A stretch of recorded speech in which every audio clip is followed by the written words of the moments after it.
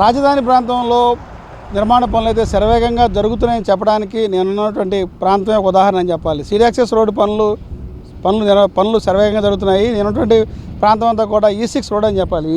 ఈ seed access road చేసి మల్కీపురం నుంచి అనంతపురం వైపు ఈ యొక్క రోడ్ అయితే ఉంటుంది. దాదాపు 10 కిలోమీటర్ల రోడ్డు అయితే ఈ సీడ్ యాక్సెస్ రోడ్డు. ఈ రోడ్డు సంబంధించి E1 దగ్గర నుంచి స్టార్ట్ అవుతుంది. E1 అంటే మనకి ఉండవల్లి కరకట్ట దగ్గర నుంచి చంద్రబాబు నాయుడు నివాసం దగ్గర నుంచి ఏదైతే ఉందో, ఆ స్టీల్ బ్రిడ్జ్ నిర్మాణం దగ్గర నుంచి ఏదైతే ఉందో ఆ సీడ్ యాక్సెస్ రోడ్డుని కనెక్టివిటీ చేస్తూ అక్కడ నుంచి వెలగపూడి నుంచి ఆ రోడ్డు స్ట్రైట్గా వచ్చిన తర్వాత E1కి అయితే కనెక్ట్ అవుతుంది. E1 నుంచి E1, E2, E3, E4, E5 నుంచి ఈ రోడ్డు E6కి అయితే కనెక్టివిటీ అవుతుంది. దాదాపు ఈ E6 రోడ్డు 10 కిలోమీటర్లతో నిర్మాణం అయితే జరుగుతుంది.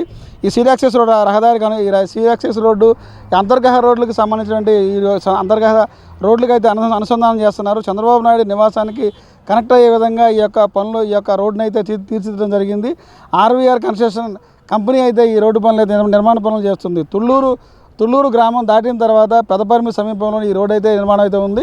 ఈ రోడ్డు పనులుగా నిర్మాణం కనుక పూర్తి అయితే ఈ ప్రాంతం అంతా కూడా ఈ సీడ్ యాక్సెస్ రోడ్డు సంబంధించి ఉండవల్లి కరకట్ట నుంచి ఏదైతే ఉందో, ఉండవల్లి కరకట్ట నుంచి వచ్చిన తర్వాత ఈ చంద్రబాబు నాయుడు నివాసం ఎదురుగా ఏదైతే ఉందో అక్కడ నుంచి కనెక్టివిటీ అయిన తర్వాత E1లో రోడ్డు E1 కనెక్ట్ అవుతుంది. E1, E2, E3, E4 నుంచి కూడా దాదాపు E5, E6 కనెక్ట్ అవుతుంది. ఏదైతే ఉందో మెయిన్ ఘాట్ విజయవాడ నుంచి వచ్చేటువంటి వారు కానీ, గుంటూరు వచ్చే వ్యక్తులు కానీ ఎవరైతే రాజధానిలోకి రావాలన్నా ఈ స్టీల్ బ్రిడ్జ్ లోపలికి ఎంటర్ అయిన తర్వాత సీడ్ యాక్సెస్ రోడ్డు స్టార్ట్ అయ్యి వచ్చిన తర్వాత E1 స్టార్ట్ అవుతుంది. E1 నుంచి E1, E2, E3, E4, E5, E6 E6లో ఉన్నాం.